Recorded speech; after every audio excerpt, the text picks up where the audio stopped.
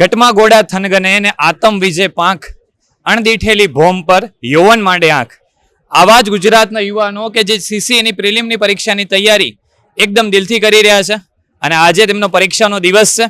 તો ચાલો જાણીએ દરેક મિત્રો પાસે કે તેમની પરીક્ષા કેવી ગઈ, શું તેમને આશા છે કે તેઓ પાસ થઈ જશે અને સીસી ગ્રુપ એ અથવા ગ્રુપ બી ની પરીક્ષાઓ પણ આપશે અને વર્ષ 2024માં તેમનું સરકારી નોકરી મેળવવાનું તેઓ સ્વપ્ન પૂરું કરી શકશે કે નહીં.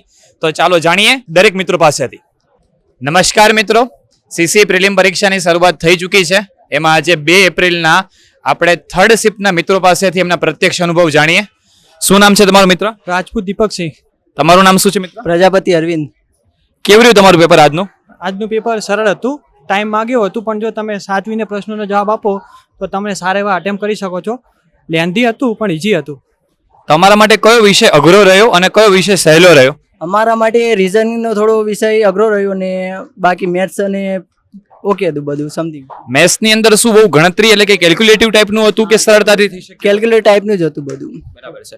અને ગુજરાતી અને અંગ્રેજી આ 2 ભાષાના વિષયોમાંથી તમે સારા માર્ક્સ એમાં સ્કોર કરી શકશો? ગુજરાતીમાં, અંગ્રેજીમાં ફકરો હતો એ વાંચવામાં થોડો લેન્ધી પડ્યો હતો. જો વાંચવા જઈએ તો ટાઈમ માંગલ્યો હતું, એટલે ઇંગ્લિશ થોડું લેન્ધી હતું, બાકી ગુજરાતી એકદમ સરળ.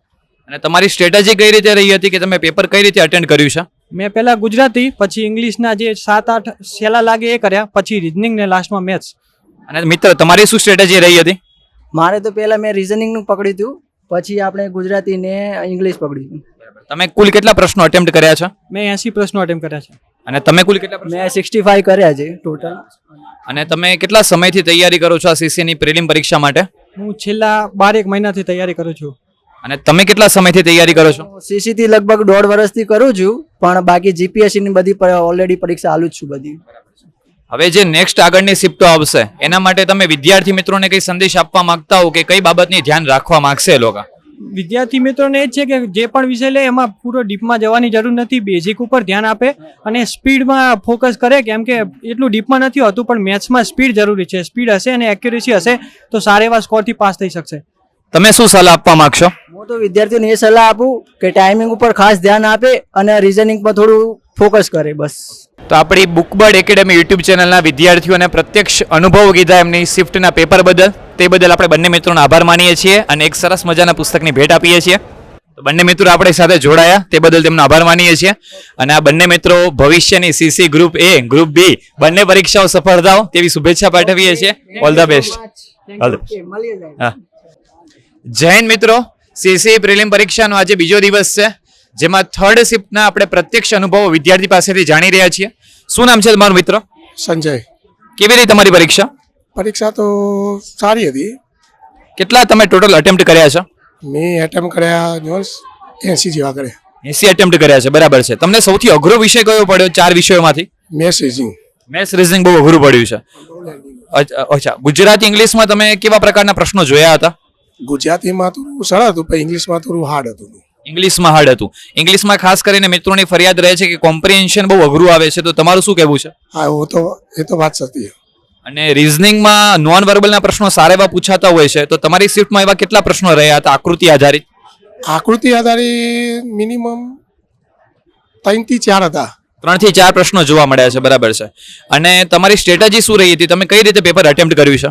અમે પેપર પહેલા ગુજરાતી કર્યું, પછી રીઝનિંગ કર્યું અને પછી મેથ્સ કર્યું, પછી છેલ્લે ઇંગ્લિશ કર્યું. તમે કેટલા સમયથી આ સીસી પ્રિલિમ માટે તૈયારી કરી રહ્યા છો? આ સીસી તો હું પાછલા 3-4 મહિનાથી આ ફોરેસ્ટ ગાર્ડ થી એના પછી કર્યો. ફોરેસ્ટ બીડ ગાર્ડની મતલબ 3-4 મહિનાથી તમે તૈયારી કરી રહ્યા છો સીસી પ્રિલિમ માટે. તો શું તમને સંતોષ છે કે તમે જે આજે પેપર અટેમ્પ્ટ કર્યું છે તમારી મહેનત પ્રમાણે ગયું છે કે તમને અઘરું લાગ્યું છે?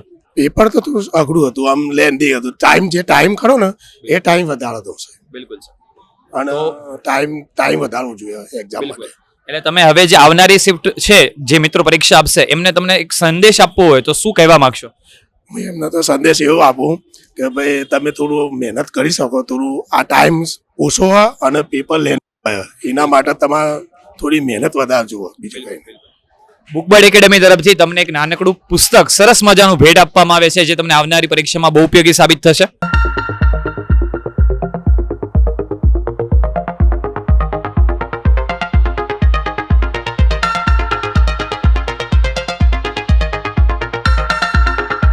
આવનારી સીસી ગ્રુપ એ અને ગ્રુપ બી ની પરીક્ષામાં તમે સફળતા મેળવો, વર્ષ 2024માં તમને સરકારી નોકરી મળે તેવી શુભેચ્છાઓ.